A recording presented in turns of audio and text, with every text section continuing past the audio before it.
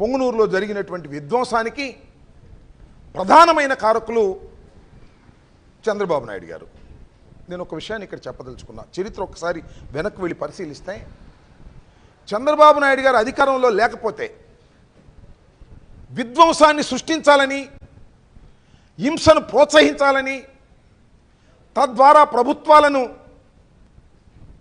Destabilise చేయాలని ప్రయత్నం చేసేటటువంటి మనస్తత్వం నారా చంద్రబాబు నాయుడు గారిది.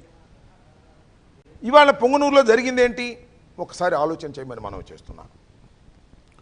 రాయలసీమకు నేను మేలు చేస్తున్నాను, రాయలసీమకు నేను కష్టపడి పనిచేశాను, జగన్మోహన్ రెడ్డి గారు వచ్చిన తర్వాత రాయలసీమకు అన్యాయం జరుగుతుందని చెప్పేటటువంటి పెద్ద మనిషి ఆయన చేసినటువంటి కార్యక్రమాన్ని ఒక్కసారి మీకు మీడియా ద్వారా వివరించవలసినటువంటి బాధ్యత నాకుంది. అదేమిటంటే, ఇప్పుడు మనం చిత్తూరు జిల్లా చూసినట్లయితే తంబళ్లపల్లి, మదనపల్లి, పీలేరు, పొంగనూరు, పలమనేరు, కుప్పం ఆయన నియోజకవర్గం ఇవన్నీ కూడా దుర్భిక్ష ప్రాంతాలు, లైక్ అనంతపూర్ లాగా. ఈ దుర్భిక్ష ప్రాంతాన్ని సస్యశ్యామలం చేయాలని, ఈ దుర్భిక్ష ప్రాంతానికి నీరు అందించాలని గౌరవ ముఖ్యమంత్రి జగన్మోహన్ రెడ్డి గారు ఒక నూతనమైన పథకాన్ని తీసుకొచ్చారు. అదే రాయలసీమ డ్రాట్ మిటిగేషన్ ప్రాజెక్ట్. దీన్ని సుమారుగా 40,480 కోట్ల రూపాయలు వెచ్చించి దీన్ని లిఫ్ట్ చేయాలని, శ్రీశైలం నుంచి ఆఫ్షోర్ నుంచి వాటర్ లిఫ్ట్ చేయాలని, 800 అడుగుల్లో ఉన్నప్పటికీ కూడా లిఫ్ట్ చేయాలని ఒక పథకాన్ని ప్రారంభించారు. దానికి శాంక్షన్స్ ఇచ్చారు. దానిలో మొదటి దశ అయినటువంటి రాయలసీమ లిఫ్ట్ కొంతవరకు వెళ్ళింది. ఆ తర్వాత అనేక ప్రాజెక్టులు దీంతో ముందుకు వెళ్తాయి.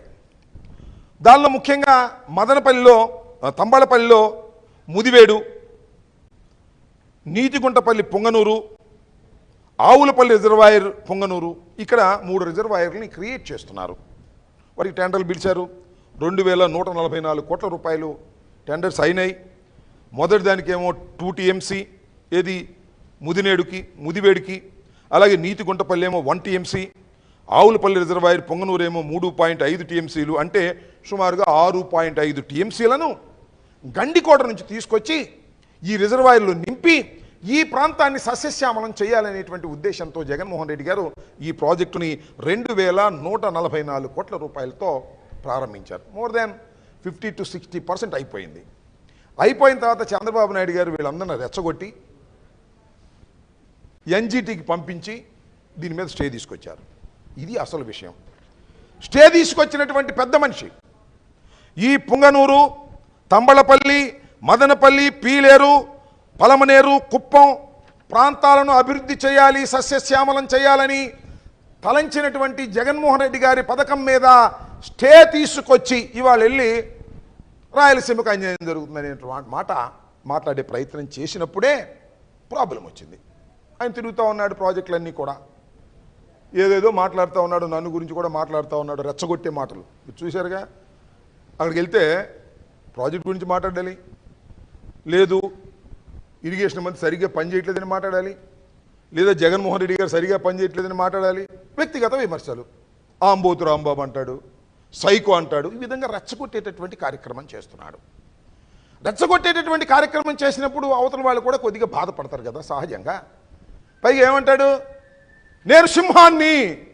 ఎవడైనా నేను సింహాన్ని చెప్పుకునేవాడిని ఎప్పుడు చూశారా మీరు? నా చిన్నప్పటి నుంచి పక్కోళ్ళు చెబుతారు, జగన్మోహన్ రెడ్డి సింహం అనో, రాజశేఖర రెడ్డి గారి సింహం అనో పక్కోళ్ళు చెబుతారు. తనంతట తానే నేను సింహాన్ని అని చెప్పుకుంటున్నాడంటే ఆయన నక్క అని అందరికీ తెలుసు. దాన్ని కొద్దిగా దాటవేయాలని సింహ స్వరూపం చూపించి రెచ్చగొట్టాలనేటువంటి ప్రయత్నం ఇక్కడ జరిగిన విషయాన్ని మీ అందరికీ మనవి చేస్తా. ఆయన పొంగనూరులో ఏం జరిగిందంటే, ఆయన ఈ ప్రాజెక్టుల మీద యుద్ధ పేరు మీద వెళుతూ ఉంటే పొంగనూరులో ఉన్నటువంటి కార్యకర్తలు కానీ, కాంగ్రెస్ పార్టీ వారు కానీ, వైఎస్ఆర్ కాంగ్రెస్ పార్టీ వారు ఒక నిరసన ప్రదర్శన పెట్టారు.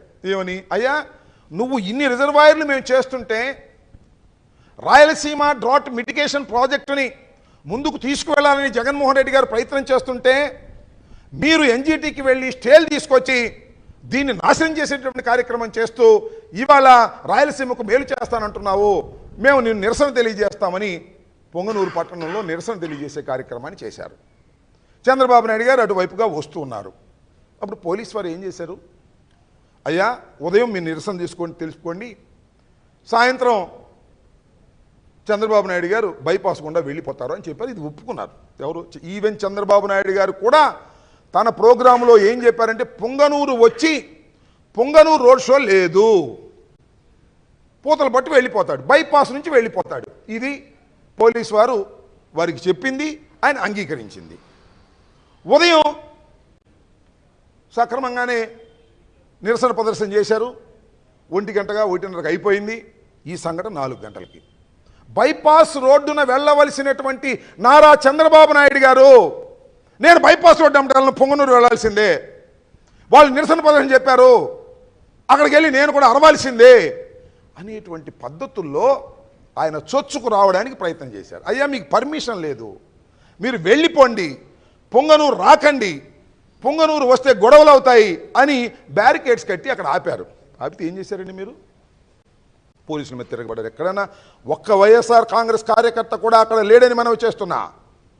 ఘర్షణ between police and Chandrababu Naidu గారి వర్గం.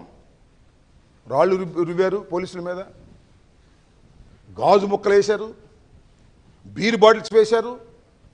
ప్రిపేర్డ్గా నేను ఏదో చూసే పేపర్లో డబుల్ బ్యారర్ గర్రు కూడా ఉందంట. అంటే వీళ్ళందరూ ఎక్కడి నుంచి వచ్చారు, పొంగనూరు వాళ్ళు కాదు, చిత్తూరు వాళ్ళు కాదు, అనంతపురం నుంచి వచ్చారు. అక్కడి నుంచి ఇక్కడి నుంచి అక్కడి నుంచి అందరిని పోగేసుకొచ్చి, రౌడీ గ్యాంగ్ అంతా పోగేసుకొచ్చి నేను పొంగనూరులోకి వెళ్తాను, పొంగనూరులో పెద్దిరెడ్డిని తిడతాను, పెద్దిరెడ్డి అంటే నాకు గిట్టదు, పెద్దిరెడ్డి సంగతి ఏంటో తేల్చాలి, పెద్దిరెడ్డి నాకు కోపం వస్తున్నాడు, పెద్దిరెడ్డిని నానా బూతులు తిట్టాలి, రెచ్చగొట్టాలి, పెద్దిరెడ్డి కార్యకర్తలందరం రెచ్చగొట్టాలి, వైఎస్ఆర్ కాంగ్రెస్ పార్టీ కార్యకర్తలందరూ రెచ్చగొట్టాలని తగాదాకు ఆజ్యం పోయాలనేటువంటి ఒక దుర్బుద్ధితో నువ్వెందుకు, నీకు ప్రోగ్రాం లేనప్పుడు ఎందుకు వచ్చావు చెప్పు. ఈ రాష్ట్రానికి ముఖ్యమంత్రి చేసావు కదా 14 సంవత్సరాల పాటు. Police has not given permission. Police ముందు ఒప్పుకున్నావు, నువ్వు నేను బైపాస్ నుంచి వెళ్ళిపోతానని ఒప్పుకున్నావు. అక్కడ దాకా వచ్చిన తర్వాత నేను బైపాస్ నుంచి వెళ్ళను, వాళ్ళ సంగతి తేలుస్తాను, కొట్టండి వాళ్ళని, తిట్టండి వాళ్ళని అని పెద్ద పెద్ద ఉపన్యాసాలు, రెచ్చిపోయే ఉపన్యాసాలు చేసి అక్కడ 100 మంది 2000 మంది 2000 మంది ఉంటే వాళ్ళ మీద పోలీసుల మీద దాడి చేయించావు. నేను అడుగుతా ఉన్నా, ఎంతమంది పోలీసులు గాయపడ్డారు? తలకాయలు పైనయే. పోలీసులు భాషవాయు ప్రయోగం చేశారే, లాఠీచార్జ్ చేశారే, భాషవాయు ప్రయోగం చేశారే, కుదరపోతే కాల్పులు చేశారే ఆకాశంలో. దీనికి ఎవరు కారణం? వైఎస్ఆర్ కాంగ్రెస్ పార్టీ గ్యాంగ్ ఏమన్నా వచ్చింది, అక్కడికి రాలేదే లేదు. ఎవరన్నా దయచేసి అర్థం చేసుకోండి రాష్ట్ర ప్రజానీకం. వైఎస్ఆర్ కాంగ్రెస్ పార్టీ కార్యకర్తలు 1:30కే తమ నిరసన ప్రదర్శనని పొంగనూరులో పూర్తి చేసుకుని వెళ్ళిపోయారు. చంద్రబాబు నాయుడు గారు పొంగనూరు రావాల్సినటువంటి ప్లాన్ లేదు.